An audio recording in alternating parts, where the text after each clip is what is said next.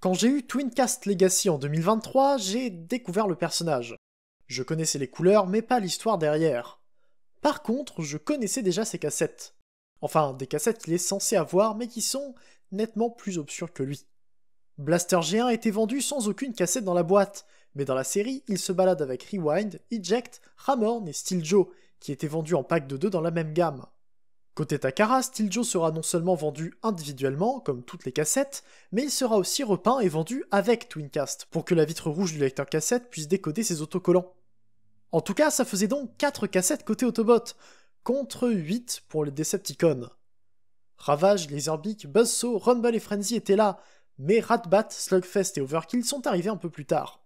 C'est pour combler ce manque qu'on a eu droit aux doubles cassettebots, qui sont écrits W cassettebots à cause de la prononciation japonaise identique. Les doubles cassettebots, c'est 2 équipes de combiners, qui sont soit 4 dinosaures, soit 2 robots, Lagaout et Decibel. Je suis tombé sur des images de Lagaout il y a très longtemps, alors que je me renseignais sur la G1, simplement parce que l'un de ses membres est Zor. C'est l'un des derniers Transformers dans l'ordre alphabétique, donc c'est facile de le trouver par hasard. L'autre moitié de Lagaout, c'est Dial, mais c'est pas ce qui nous intéresse aujourd'hui. Ce qui nous intéresse, c'est l'autre équipe. Graphie et Noise sont 2 animaux préhistoriques qui se combinent pour former Decibel.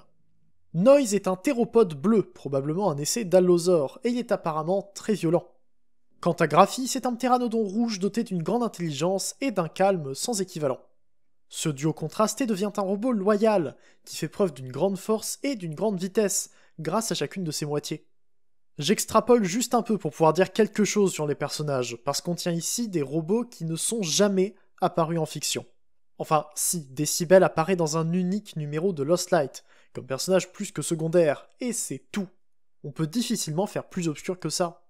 Pour des cassettes G1, les jouets originaux sont plutôt complexes, puisqu'ils devaient avoir 3 modes chacun, et le mode combiné est un peu discutable. Mais au moins il y avait de l'idée. Et la compagnie tierce Doctor Who a réalisé ces personnages dans une toute nouvelle version, un peu plus petite que les originaux. J'ai déjà parlé de Doctor Who quand j'ai présenté Galvatron, Cyclonus, Bumblebee et Megatron, mais les cassettes sont différentes. Plutôt que les proposer à l'échelle avec des produits tiers, ils ont décidé de faire les combiners de cassettes dans l'échelle Generations. On retrouve donc ces 2 pavés capables de loger dans le compartiment de Twincast Legacy. Bien sûr, ils ne ressemblent pas à des cassettes. Il y a trop de pièces mobiles et aucune tentative pour que ça ressemble à quoi que ce soit.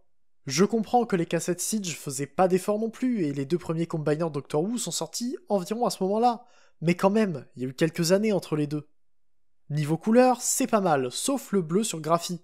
C'est un rappel qui sera utile sur le mode combiné, mais qui est un peu hors sujet ici. Parlant des couleurs, j'adore ces teintes, et il s'agit d'une version jouée. Enfin, on l'a vu, c'est tout ce qui existe de lui, donc on peut pas dire que l'autre variante colorée soit vraiment cartoon.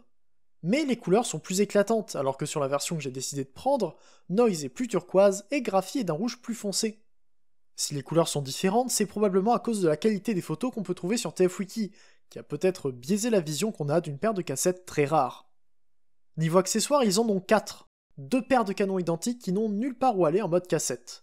Donc on les laisse de côté et on va pouvoir les transformer. La transformation de Graphie est très simple, elle pourrait rappeler Ratbat ou Laserbeak.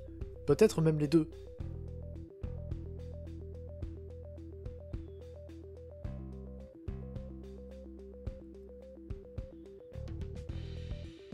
Alors que pour Noise, c'est un peu plus complexe. Il y a beaucoup de pièces mobiles là-dedans, mais en main, c'est plutôt intuitif. C'est plutôt la transformation retour qui peut poser problème, pour savoir comment installer toutes les pièces.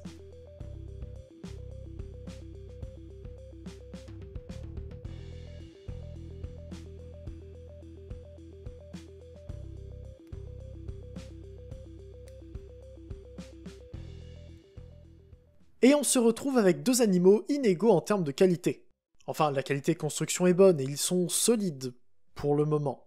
Mais niveau design, c'est pas la même chose entre les deux. Graphie me plaît beaucoup. Le petit pteranodon est un peu statique à cause du corps qui fait pas grand chose, mais il est mignon et bien proportionné.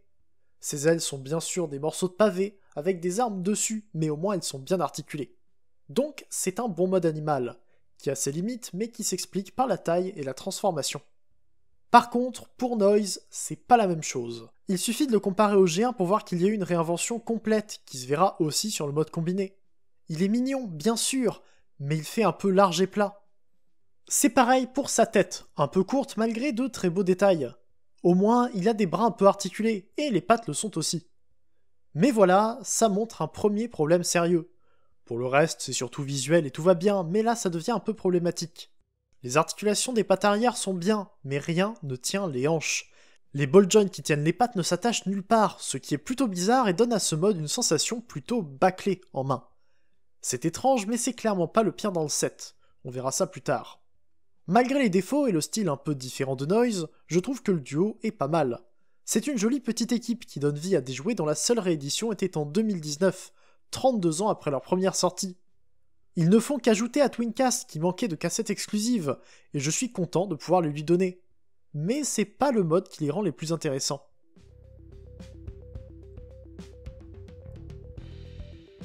La transformation de Graphie vers son mode combiné est très simple. Le plus long, c'est probablement de changer les armes de place pour les mettre derrière les jambes.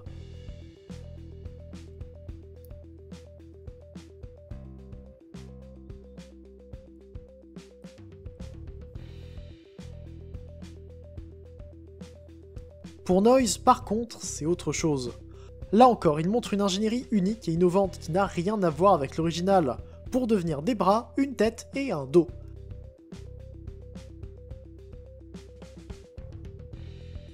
C'est pas toujours évident de sortir la tête, mais ça se fait quand on comprend l'axe et la glissière qui jouent ensemble.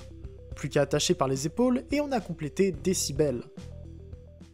Et c'est un robot petit, mais superbe. Les proportions de Decibel Dr. Wu sont incroyables, il a une superbe prestance pour un tel format. Sérieusement, je suis sous le charme. Le torse est bien dessiné, les jambes sont longues, les bras ont des griffes et des canons. Des griffes et des canons? Oui, bon, on remarque pas mal l'interprétation du design sur ce mode combiné. Les canons ne sont plus sur les côtés de la tête, mais sur les épaules, toujours orientés vers le haut, avec des bras formés par les pattes du dinosaure plutôt que sa queue. C'est un choix plutôt étonnant, mais je m'en plains surtout parce qu'il faut trouver quelque chose à critiquer visuellement. C'est Decibel, c'est clairement pas le robot le plus connu, et personne n'en demandait une version identique au jeu G1.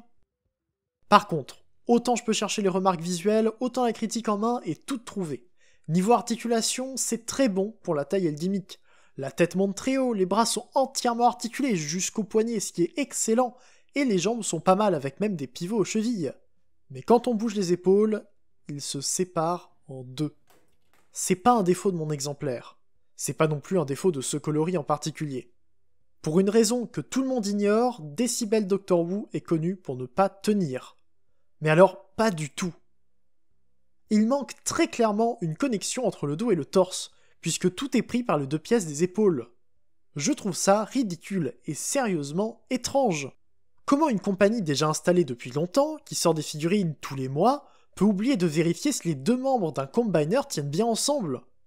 J'ai beau regarder, chercher, je trouve pas. Decibel était annoncé depuis longtemps, et quand je vois ce robot, je me dis qu'il a été bien travaillé. La quantité de pièces dans Noise m'impressionne toujours, et les points de Decibel qui tournent pour former une base stable en mode dino, je trouve ça génial. Les détails ont été soignés. Alors pourquoi est-ce qu'ils se détachent aussi facilement? C'est tellement frustrant, parce que Decibel est magnifique. Je le redis, mais en tant que robot, même sans connaître le personnage, je l'aurais déjà trouvé très beau. C'est un robot magnifique qui donne à Twincast 2 animaux et 2 cassettes dont les articulations sont très bonnes pour la taille. Une fois posé sur l'étagère, il donne trop bien, et il est plutôt correct pour l'Aesthetic Generations. Mais voilà, quand il est combiné, il faut arriver à tenir les panneaux des épaules quand on lui bouge les bras, sans appuyer non plus sur le dos. On peut presque passer outre ce problème et faire en sorte que les deux moitiés tiennent à peu près, mais on ne devrait pas avoir à le faire. Je pensais d'ailleurs avoir trouvé un fan mode plus solide, mais c'est même pas vraiment le cas. Donc, oui, il s'agit de ma première review de produit tiers négative. Encore une fois, je suis content de voir Decibel, et malgré ma déception, je suis prêt à attendre Leg Out s'il le faut un jour. En plus de ça, les deux premiers combiners de cassettes, Slamdance et Squawkbox, vont être réédités par Dr. Wu très prochainement, et ils sont bien plus solides. Un tout petit peu moins beau, peut-être, mais plus solide. Malgré tout ça, peut-être que vous voudrez Decibel, juste pour graphier Noise. Cette version-là n'est plus disponible sur Showzister au moment où je fais la vidéo, mais la version standard est toujours en stock. On se demande bien pourquoi. Mais je l'ai déjà dit, les autres seront réédités, donc ça permettra d'avoir des duos un peu plus connus et nettement plus stables. Comme d'habitude, si vous voulez me soutenir, vous pouvez utiliser le code LDROptimus en haut de chaque page sur ShowZ. Une fois que vous l'utilisez avec votre compte, ça dure 20 jours, pendant lesquels vos commandes me soutiendront. Merci d'avance pour l'utilisation. Et merci d'avoir suivi la review jusque-là. Abonnez-vous pour ne pas louper mes futures reviews, j'attends vos retours en commentaire. On se retrouve bientôt pour une prochaine vidéo, c'était Ida, fin de jour, salut.